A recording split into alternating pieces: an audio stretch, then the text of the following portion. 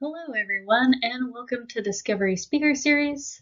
To start us off, we'll be watching a short video by PBS Human Elements about reviving clam gardens with the Swinomish. For those watching at home on the recording, you can find a link to that video in the captions below. After we watch the video, we'll be introducing our speaker and get started.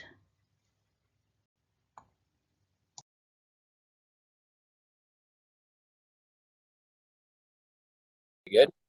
We're good. Okay. Good evening, everybody. My name is Joseph Williams, and my ancestral name is Squi-Qui.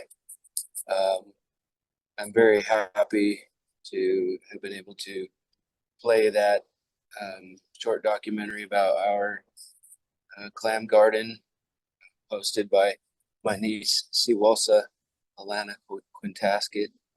I think it's a good introductory to the project that we have started. But clam gardening, as Alana had talked about briefly, is that the practice is very, very old and has sustained Coast Salish people for thousands of years. I personally had just been introduced to clam gardening in, let me see, it was probably late 2018. And the first time I set foot on a garden was in January of 2019, when I was invited, Swinomish was invited to visit a garden on Russell Island up in just off the in the Gulf Islands in Vancouver, off of Vancouver Island. And when I was introduced to clam gardening, Courtney, who's my boss now at our Swinomish Fisheries Department, she asked me if I wanted to build a clam garden, and I was like, well, tell me about it. And I literally knew nothing about clam gardening. And so she explained it to me, and I was just kind of like, really lightly, I was just like, okay, yeah, that sounds cool. Let's do that. And not knowing what I was getting into, she asked me if I'd be willing to visit this garden with her. And it was a nighttime event, and there was a lunar eclipse that night. I remember that, and it just felt really powerful to me to I was walking out onto this garden. It looked like it has like a white sandy beach, and it's a pretty small little beach. But when you walk down there, and the sight that I saw was, there was a small fire burning, and there were some elders around the fire, and they were kind of leading the work that was being done on the garden that evening. Just kind of directing people on what needed to be done, and so I was there to learn, right? And so I grabbed a rake and I jumped in, and I started working and moving rocks with some of my relatives from the First Nations in Canada. And I hadn't spent much time in Canada, as an adult, and I know that a lot of my family comes from that area. And when we started talking and sharing stories and finding out that some of these people that were working on the garden that night were my relatives. And I know that doesn't have anything to do with the actual practice, but what that does for me is it connects me to this work, and I thought that maybe Swinomish people didn't clam garden, but it's a practice that has taken place in Coast Salish territory for, the last 10,000 years. There are some gardens up on Quadra that we visited that they think are close to 12,000 years old. And when you think the amount of climate change that our people have witnessed in that amount of time, it's pretty amazing, and so I was moving rock, and it kind of dawned on me there at Russell Island that, I'm probably moving rocks that my ancestors had placed, 4,000 years ago, on that wall. And we're trying to restore this wall and restore this garden back to, a good functioning sea garden. And it just felt powerful to me to be able to witness this work and to be able to take place in this work. And I've kind of noticed that it was a life-changing moment for me, that I was no longer just a harvester. I've spent my entire life on the Salish Sea harvesting, and I have spent very little time as a steward, on the beaches or in my land. And so it was like a switch just flipped for me at that moment. And I realized that I was probably going to do this for the rest of my life. And, you know, uh, was instantly very invested. And our, our team had, in my opinion, taken the right course when they decided to kind of build our project around community involvement first, right? So every sorry, every step of the way, our community was controlling what happened with our garden. And so this is one thing that was really powerful to me also, that like there was a little bit of science done to find out, which sites on our reservation would be suitable for clam gardens. And there was like 4 optimal sites that were chosen. And then there was a survey that was sent out to our community that basically our community members got to pick the site that was preferable for them. And they obviously picked the site at Kickit that we have our garden on. And then the next step was to pick exactly, excuse me for a minute, sorry, exactly what the garden would be used for. And um, no, this is really a distraction. I didn't anticipate this. Um, so the next step was to choose what the garden would be used for. And there was, of course, commercial harvest, which a lot of our clams today are harvested for commercial use or for commercial crab bait. And then our community overwhelmingly decided that the garden would be used for educational and subsistence or ceremonial harvest only, which I think was a good way to protect this garden from over harvest and misuse. So I mean, that's why I think it was just an amazing plan for our team to let the community control every step of how this garden was, or where it was built and what it was used for exactly. And so we had to go through a lot of permitting processes, which, looking back, was another stroke of genius from our late shellfish manager, Lorraine Loomis. Itaquabu was her ancestral name. And I want to use their ancestral names to, our belief is that if you use the language of the land, you're inviting the elders into the conversation, the ancestors. And Lorraine is no longer with us, and I want to invite her into this work that she literally started. So her direction to Julie and Courtney early on in this process was to find out what's happening to my clams. Lorraine loved being on the beach. She loved harvesting clams. She loved being with her fishermen, and there was a noticeable decline in our clam populations. And Lorraine wanted our shellfish team to find out what was going on. And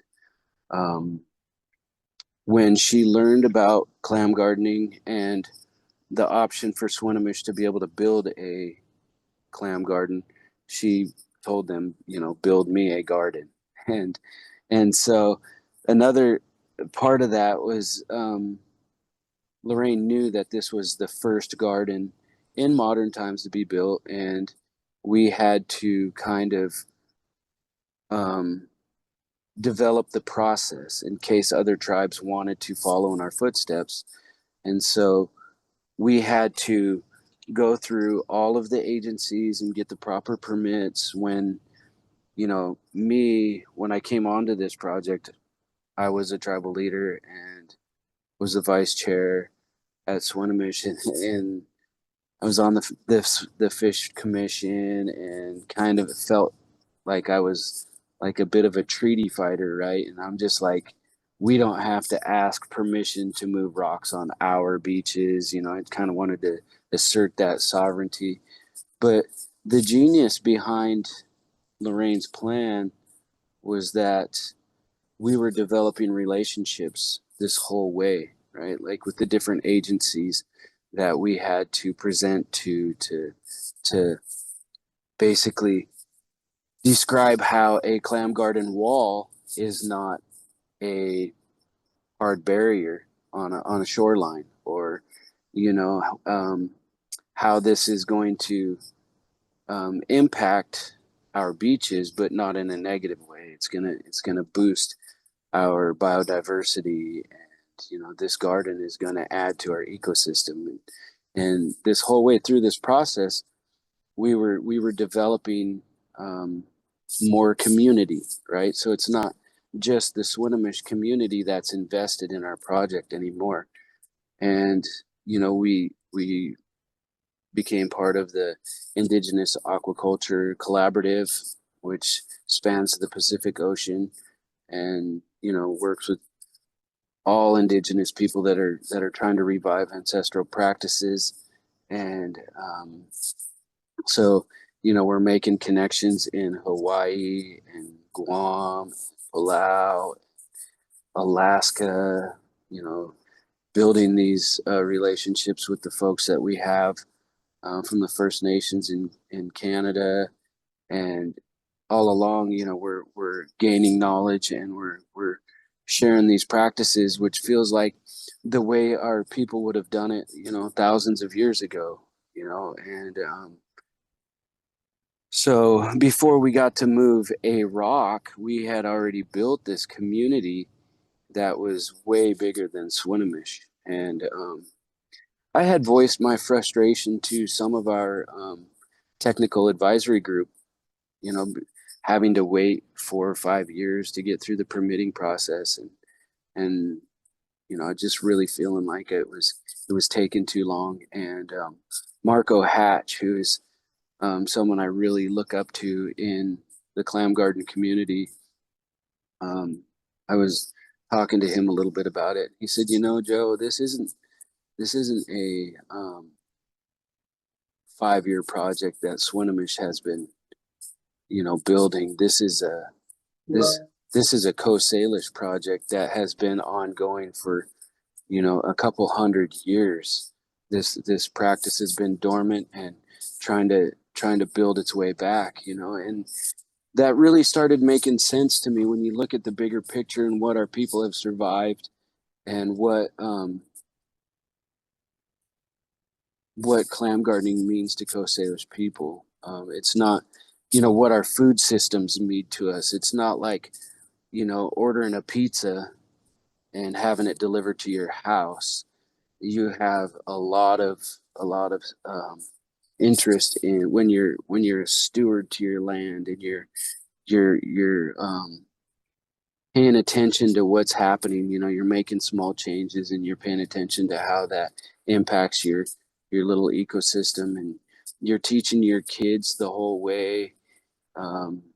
You know, there's parts of our language that are specifically connected to these gardens, to these beaches, that and that those portions of our languages haven't even, you know, they haven't been spoken until the memory of these gardens start coming back. We get our elders back on these these beaches, and we're hearing stories of you know, practices of harvesting and smoking clams, horse clams, you know, that really isn't really practiced a whole lot today, you know. So the connection to our food and our land is more of a spiritual connection. You know, my late uncle Larry Campbell, his ancestral name was Wanasia. He would always tell me that our DNA is in this land, you know, because we've been here for thousands and thousands of years, and our people have lived off of the land, have consumed the land, and we're all buried, you know, on this land. So our DNA is in this land, and we've changed the features of this land for thousands and thousands of years. And the DNA of our land is in us through, you know, just consuming everything from our land for all of these years. And with that comes memory. And you know, we're related to all things within our environment, and it's our job to take care of all of our relatives and to help create or protect the environment for all of our relatives, right? And when you look at what a clam garden is, that's what it is. You know, you're creating a space for all of your relatives from the sea to come and be a part of your space. You know, it's not just about harvesting clams or growing clams. It's way bigger than that. You know, when you're when you build this wall, and the you know, the first things to inhabit the wall are like what? Barnacle, crab, and then you get sea cucumbers, sea urchins, octopus. Kelp starts growing on the wall. You got, you know, you got seaweeds. So all of our first foods are building up in this environment, and it's not our job to over harvest, right? It's our job to protect that. And all of these gardens were managed by our leadership. You know, if a family had their specific garden, of course they had the right to manage that garden.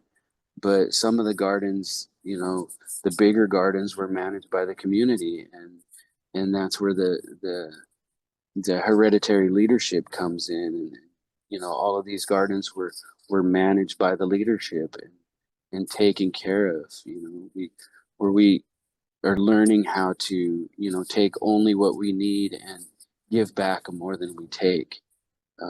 In that video, the documentary that we started with, we're crushing oyster shell to put on our beaches, and that was just an idea that we had to try to bring back some of, I guess, try to speed up a practice that would have been, you know, that our people would have done, you know, for thousands of years. When you dig a clam and say you clean a clam, you leave everything that you don't consume on the beach, meaning the shells or the guts. All of that is food for, say, your substrate. The clam shells are good for your substrate, and then all of the pieces of the clam that you don't consume, that's food for something else in your garden. Well, today it's not really our practice to, you know, when we harvest, all of the shells don't stay on the beach. And so that we are trying to kind of bring some of that shell hash back to protect our beaches from, well, our water from ocean acidification, and that shell is a really good home for our baby clams to kind of bond, start, you know, start their growth process. So But generally in a clam garden, it would mostly be barnacle shell. I've had the opportunity to work on a lot of different gardens up and down Vancouver Island, and I've had the pleasure to help build a couple more gardens since we started construction on our garden. And what I'm seeing is on the older gardens, it's mostly barnacle shell that the clams are growing in, and our beaches are missing that. And Alana also talked a little bit about the heat dome event that happened in 2021. There was some work done, kind of some observations, and a report was actually written, I think, by a friend up at Parks, Canada, I think, that they were observing, the shellfish die off, and in the clam gardens up there, there was little to no die off at all.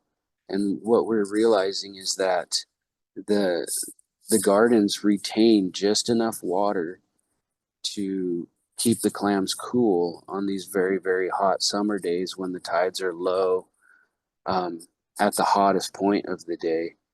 And they retain enough water to keep the gardens warm in the wintertime when the tides are at night at the coldest part.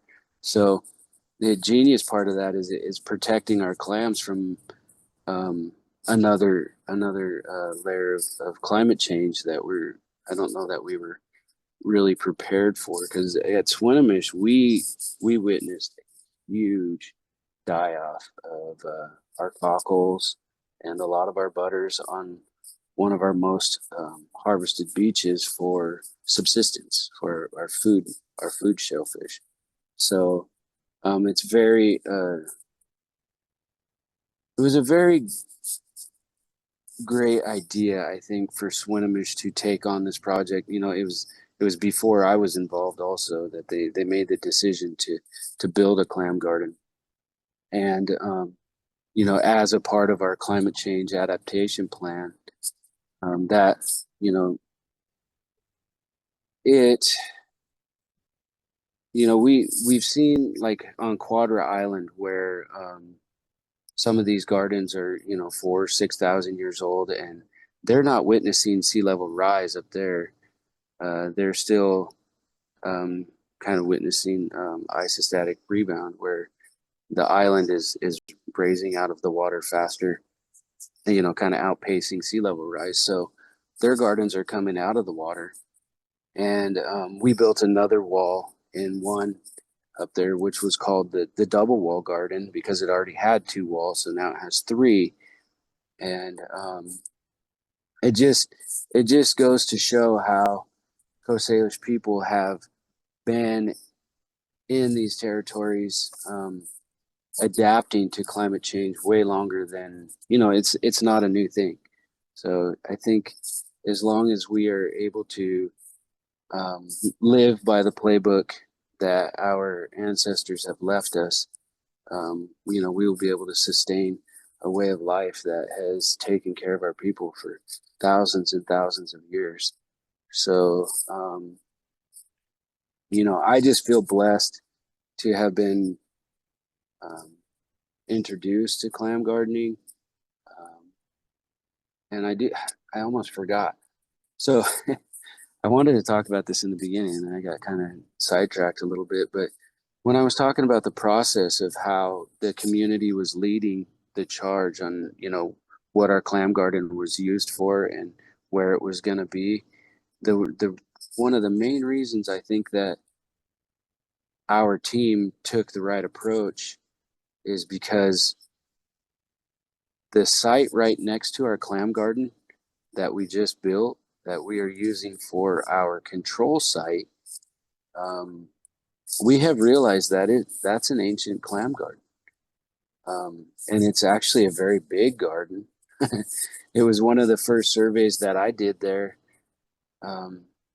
and my son was working for the shellfish team also. So we're both out there digging, and I'm kind of joking around a little bit, but I'm, you know, we're moving stuff out to the edge of these rocks out, and I just felt in, you know, like in my heart, I was like, man, this is a garden. And I looked at Julie and I said, Julie, I think this is a garden. And she kind of chuckled a little bit. I said, no, really, I think it's a garden. You know, you're looking at when the tide is just right, you can see the remnants of an old clam garden wall, and the stone are huge. And just, you know, 10 feet away from the wall, there's kelp. And in that control site, is more abundant still today than of everything. Every species is more abundant in that control site than our new clam garden. So that garden has been operating, you know, for obviously for a very long time without our presence. And so now we are looking forward to, you know, restoring our own ancient clam garden also right next to our brand new garden. So this has this project has definitely, it's not just a job for me, you know, as a tribal leader.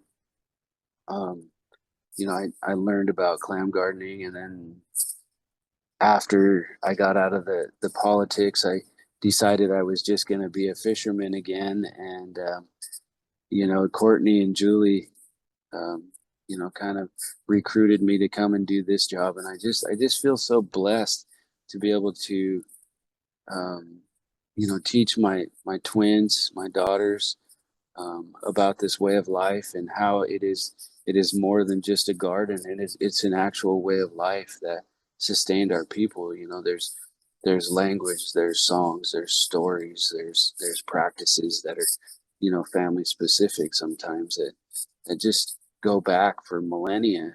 And you know, my daughters, you know, they love doing the work, and we took them up to Cayuquet this summer to build a new garden, and to hear them introduce themselves as clam gardeners, it's very, very powerful to me, and I just feel blessed. So with that, I guess we can go to questions, and yeah, thanks for having me this evening.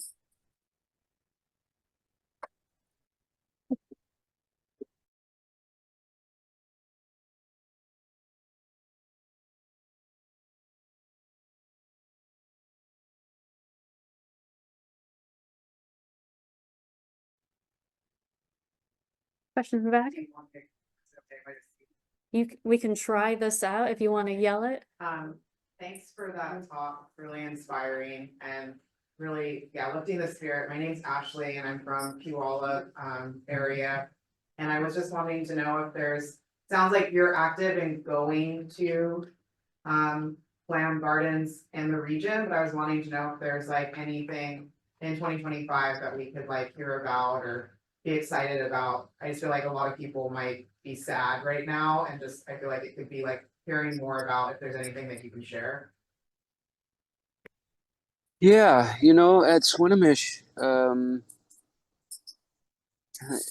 we have a shellfish website, or clam garden website, I think, and the Clam Garden Network, they have a website also. But I do know that we will have at least one community event. I think I want to say we have one in June. I know we're taking a group of our elders up to Quadra to check out some clam gardens. I mean, that island is just a mecca for clam gardens. But in the area, I don't know of anything other than, you know, for clam gardening or sea gardening, other than what we're doing. And I do know that we will be having at least one event, probably two, on our garden.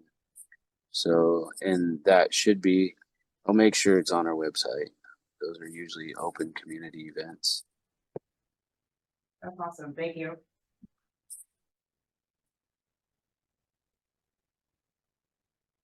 also have a question. Go for it. When these sites were first being chosen to be like the ideal sites, what big factors went into that? Was it like accessibility or water quality or something else? What went into deciding that? Well, I think all of that kind of came into play. Of course, the water quality, the substrate, um, and water movement, all of that is very important for the science. The accessibility, I'm sure, was part of what our team was thinking about to begin with, and the community actually picked the hardest site to get to, which is kind of funny, but it is definitely the perfect site. And I think what it was our community was kind of longing for the connection to Puget Island and our beaches. We haven't been able to really harvest there or be stewards on that island for at least a couple of generations. So, I think just making that connection there was something that the community really was just needing.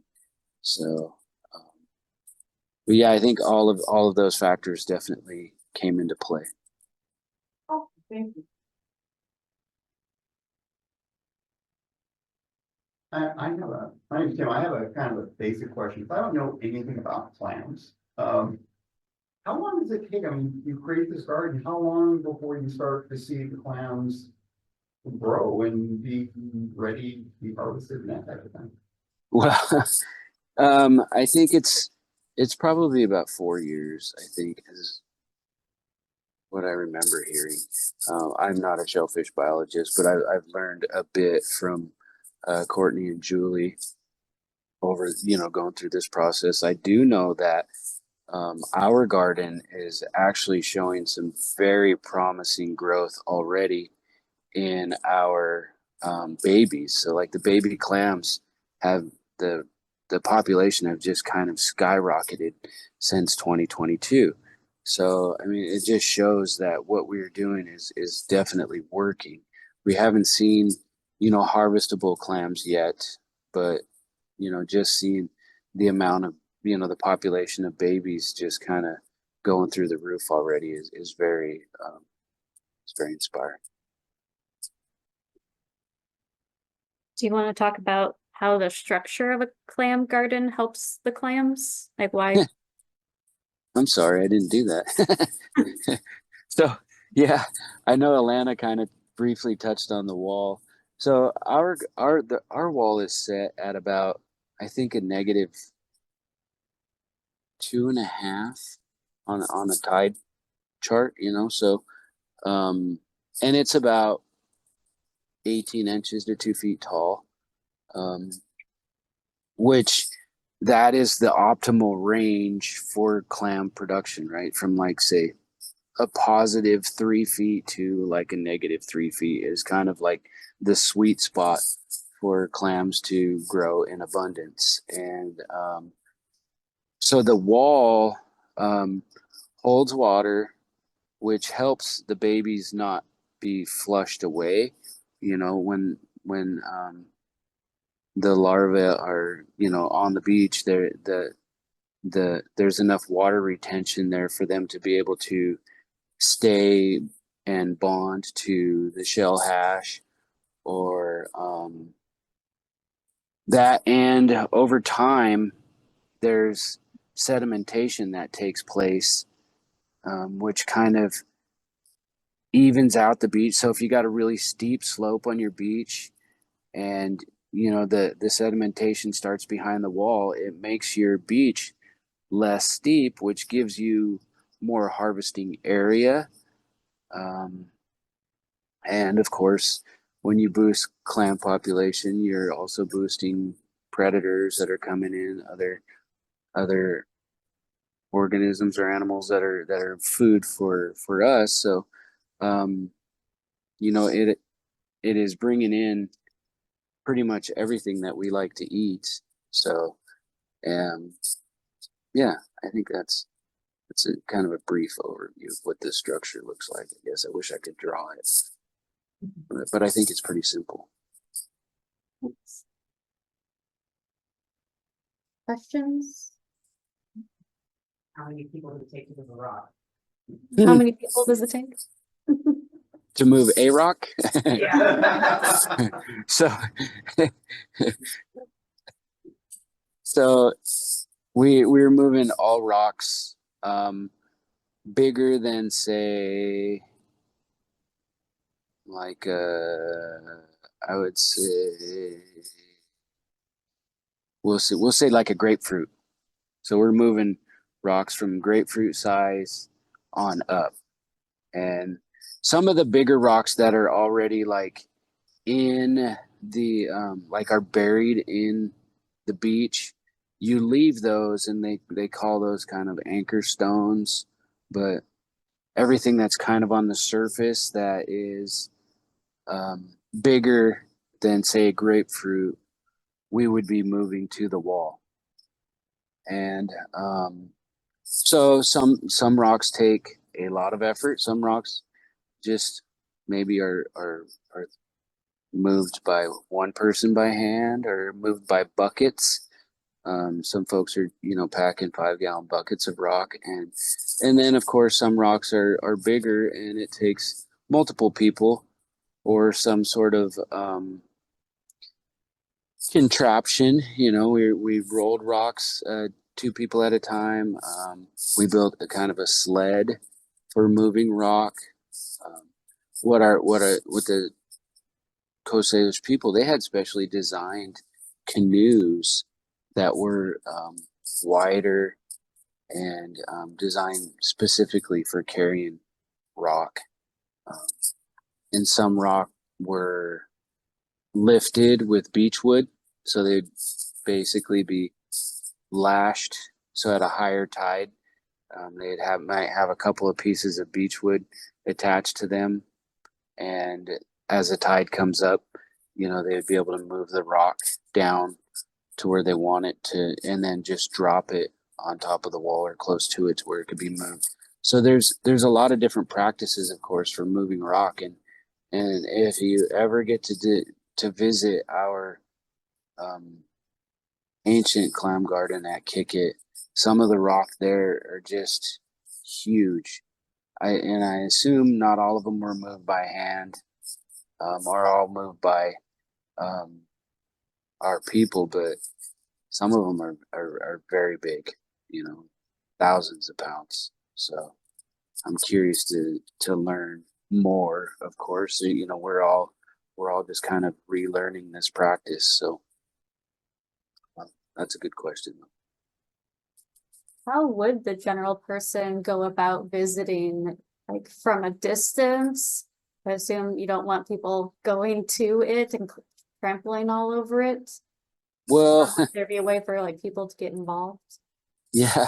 So the really neat thing about our site is that it is on the Kukatali Preserve. So it's a state park, and it's public. People can visit it any day, on daylight hours.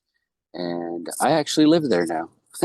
Through my clam garden project, I actually just started a position with the Kukatali Preserve, which is managed by both the Swinomish tribe and Washington State Parks.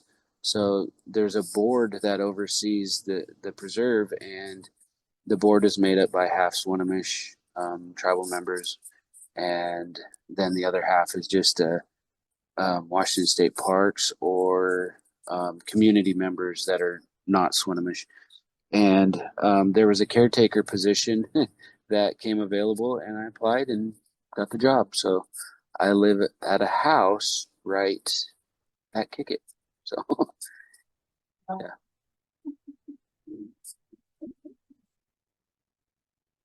Let's go to question. This is like your only chance to ever talk with Joe. He's a busy man. You're not gonna catch him out. Yeah. So, with clam gardening, I know this is a very specific for like indigenous communities. Do you think this would be beneficial for like the rest of like the West Coast? Like, for example, like California, like specifically like Monterey area, has like, you know, like urchin sparing seas. Mhm. So I'm wondering if maybe like, you know, once, I'm not sure if you guys are wanting to also expand these mussel gardens and to also protect other parts of like the West Coast. I'm not sure if that's a good question. No, I think it's a great idea. And I think it's something that's really starting to um, take off across the Pacific.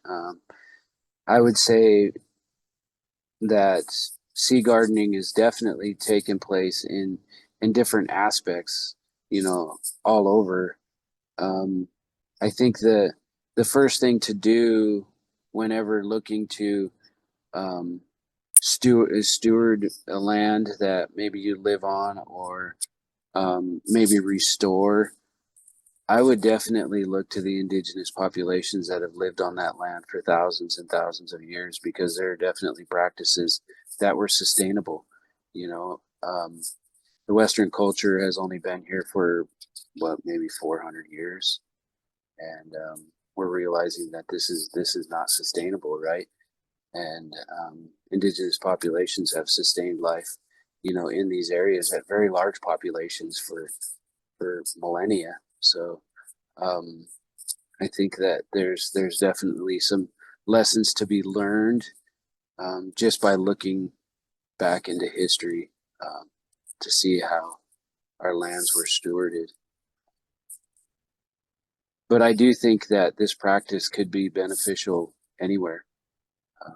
You know, and we're witnessing different types of gardens. Like these sea gardens were not just for clams; they were used for different species. We believe they were at different elevations and different places that were more predominant for, say, different species of clams, or for, say, oysters, or, you know, it was practiced for a lot of different stuff. And you're seeing similar structures that were used for like fish traps, you know, a sustainable way of fishing where you're only taking what you need. And if you look to the folks in Hawaii, you know, they're trying to rebuild their practices of building fish ponds, which also is not just a fish pond. You know, they're utilizing their entire little ecosystem and adding to the ecosystem. But these fish ponds were a sustainable way for them to feed their populations without having to spoil fish, or that it was like their refrigerator, but yet they're adding to the environment and not just taking away and trapping fish. You know, so is these practices are just really honestly, it's just beautiful. You know, when you look at what it takes to create or build one of these little ecosystems, and the amount of work, you know, it's generational work. I know that I'm probably not going to see the abundance from this garden, but I do know that my grandchildren and my great grandchildren um, will be able to harvest, you know, butter clams, horse clams, and native little necks and cockles out of the garden that I laid the first stones for. So that's really powerful to me when I know that my name, Squi-Qui, right, he was one of the Point Elliott Treaty signers in 1855. And, you know, what they had to do, what those chiefs had to do when they signed the treaty, you know, they were signing away their land so that my children would have just a glimpse, or, you know, a shot at living a portion of the life that they lived, you know, just so we would have access to the Salish Sea. So, you know, we're always told as tribal leaders to look out for the next 7 generations. And I am the 7th generation from that treaty signing. You know, I'm the 7th generation from Squi-Qui. And, you know, it's my job to make sure that I can ensure this, you know, that my people, my great grandchildren get to, you know, witness a piece of this life anyway. It's changing rapidly.